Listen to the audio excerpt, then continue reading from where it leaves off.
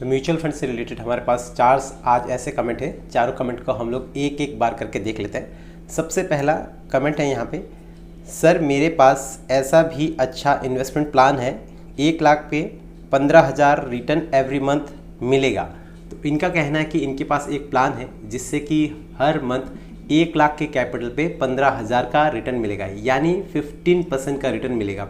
तो ये कमेंट को देखकर काफ़ी लोग यहाँ पे जो नए रिटेल इन्वेस्टर है उन लोग थोड़ा सा अट्रैक्ट हो सकते हैं। तो इन सब से बच के रहिएगा, क्योंकि मार्केट से 15% का रिटर्न निकाल लेना नामुमकिन सी बात है। क्योंकि जो रियलिटी है, मार्केट से महीने का 1 से 2 हार्डली 3% निकल जाएगा तो वो बहुत बड़ी बात होती है। क्योंकि अगर 3% भी अगर आपका महीने का निकल रहा है तो सालाना उसको कैलकुलेट कर लीजिए, 3 × 12 यानी 36% पर ईयर। ये कहीं पे भी देखने को नहीं मिलेगा आपको। तो इसलिए 1 से 2% का जो रिटर्न रहता है वो भी काफ़ी ज़्यादा रहता है। 2% का अगर रिटर्न हम लोग पकड़ लेते हैं तो 2 × 12 करेंगे तो 24% का रिटर्न। तो ये मामूली बात नहीं है। और ये बता रहे हैं कि 15% का रिटर्न एवरी मंथ मिलेगा। तो इन सब से बच के रहना है, इन सब से थोड़ा सा सावधान होकर चलिएगा।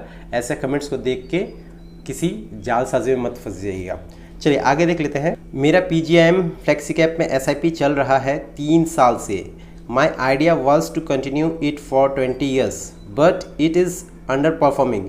Is it a bad fund and should I change the SIP for other fund और एल्स?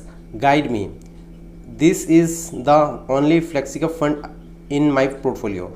तो इनका कहना है कि इन्होंने PGIM फ्लेक्सी कैप पे इन्वेस्टमेंट किया है और इनका इन्वेस्टमेंट 20 सालों के लिए है। अभी इनका 3 साल हो चुका है और इसका परफॉर्मेंस अच्छा नहीं चल रहा है। तो देखिए PGIM का अगर परफॉर्मेंस देखेंगे तो 5 साल का परफॉर्मेंस इसका बहुत अच्छा है। पर वहीं पे अगर चले जाएंगे हम लोग 10 साल तक का परफॉर्मेंस या मैक्स में चले जाएंगे तो वहाँ पे आपको देखने को मिलेगा और इसका रिटर्न लगभग 13-14% आप लोग को देखने को मिलेगा। तो यहाँ पे क्या है, जब ड्यूरेशन समझिए, फ्लेक्सी कैप में हम लोग कब इन्वेस्टमेंट करते हैं, जब हम लोग का ड्यूरेशन 7 से 8 साल का रहता है या 10 साल का रहता है, तब तक के लिए फ्लेक्सी कैप अच्छे है। पर अगर आपका ड्यूरेशन 20 साल के लिए है, 15 साल में मिनिमम 15 ईयर्स भी मान लेता हूं, तो 15 ईयर्स के साल के लिए अगर आपका इन्वेस्टमेंट प्लान है तो आराम से स्मॉल कैप में इन्वेस्टमेंट करके चल सकते हैं, जिससे कि आपको यानी 15 साल के बाद जो आपको रिटर्न्स मिलेंगे वो स्मॉल कैप्स में सबसे ज़्यादा देखने को मिलेंगे। क्योंकि स्मॉल कैप्स में रिस्क तो है, काफ़ी लोग को डर लगता है कि स्मॉल कैप में इन्वेस्टमेंट करने से शायद से पूरा पैसा डूब जाएगा।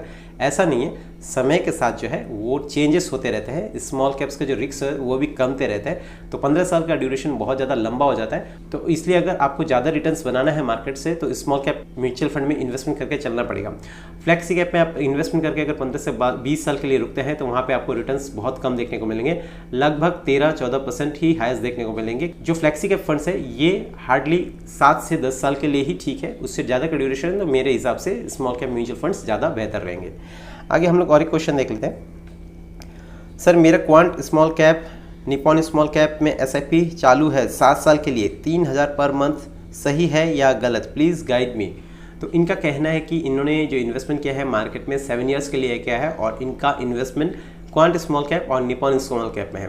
तो अभी हम लोग ने जैसे देखा कि अगर 7 साल से 10 साल तक का ड्यूरेशन रहता है इन्वेस्टमेंट का, तो मेरे हिसाब से फ्लेक्सी कैप या लार्ज कैप या मिड कैप में हम लोग को इन्वेस्टमेंट करना चाहिए, स्मॉल कैप की तरह नहीं जाना चाहिए। वैसे अगर प्रीवियस 7 ईयर्स का डेटा देखेंगे 5 से 7 साल का, तो बहुत अच्छे रिटर्न्स बना के दिए म्यूचुअल फंड से। पर फिर भी जब ड्यूरेशन कम समय का हो, यानी आपके पास 5 से 7 साल या 8 साल का समय हो, तो वहाँ पे हम लोग को ज़्यादा रिस्क नहीं लेना चाहिए। मार्केट वॉलेटाइल हो सकता है, मार्केट में आपको गिरावट भी देखने को मिल सकता है। तो वहाँ पे मेरे हिसाब से फ्लेक्सी कैप या मिड कैप लार्ज कैप ठीक रहेंगे, उसमें इन्वेस्टमेंट करना ज़्यादा सही रहेगा कंपेयर करेंगे स्मॉल कैप म्यूचुअल फंड से। स्मॉल कैप म्यूचुअल फंड में अगर आपका इन्वेस्टमेंट हो तो वो 10 साल से ऊपर के ड्यूरेशन के लिए होने से ज़्यादा बेहतर है। लास्ट कमेंट है यहाँ पे, निफ्टी 50 जल्द 20,000 आएगा भाई, देख लेना। तो इनका कहना है कि निफ्टी 50 जो है वो जल्द ही 20,000 आएगा, देख लेना।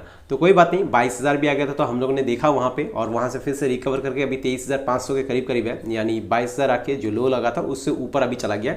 अगर यहाँ से 23,500 से गिर के फिर से अगर 20,000 पे आता भी है निफ्टी, तो यहाँ पे सबसे पहली बात कि समय लगेगा। एक बार में गिर के इतना जल्दी नीचे नहीं आएगा, थोड़ा सा समय लगेगा।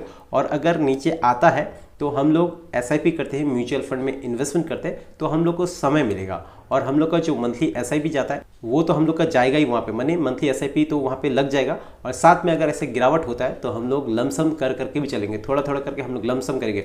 जब मार्केट थोड़ा गिरेगा तो लमसम चलेगा, फिर गिरेगा फिर हम लोग लमसम करेंगे, और गिरता है फिर लमसम गिरेंगे। पर इसका एक रूल या आपको एक स्ट्रैटेजी बना लेना पड़ेगा कि अगर मार्केट 3 से 4% करेक्ट होता है तो वहाँ पे मेरा कैपिटल का मैं 4 या 5 पार्ट में डिवाइड कर लूँगा और उसको थोड़ा थोड़ा करके इन्वेस्ट करूँगा। तो अगर निफ्टी 23,500 से 20,000 तक भी आता है तो भी हम लोग को रेडी रहना है इन्वेस्टमेंट करने के लिए। अपना कैपिटल को एक बार में पूरा नहीं डिप्लॉय करना है, मंथली बेसिस पे जो एसआईपी जा रहा है उनको जाने देना है, और जो कैपिटल हम लोग को लमसम के लिए है या एक्स्ट्रा कैपिटल जो है उसको 5 भागों में डिवाइड करके हर 3 से 4% की गिरावट में हम लोग को थोड़ा थोड़ा इन्वेस्ट करके चलना है। ऐसे करके अगर इन्वेस्टमेंट करेंगे तो कैपिटल भी खत्म नहीं होगा और हमारा जो इन्वेस्टमेंट है वो हम लोग कवर कर पाएंगे मार्केट के बॉटम तक। वैसे बॉटम तक तो एकदम नहीं कर पाएंगे, पर मार्केट जहाँ तक जाएगा थोड़ा बहुत हम लोग बॉटम को कैप्चर भी कर पाएंगे, और जब वो रिकवर होगा तो वहाँ से हम लोग को अच्छे प्रॉफिट्स भी देखने को मिलेंगे। हम लोग जो इन्वेस्टमेंट करते हैं वो शॉर्ट टर्म के लिए नहीं है, लॉन्ग टर्म के लिए, तो डरने का कोई जरूरत नहीं है। मार्केट 20,000 भी आए तो भी हमारे लिए अच्छा है,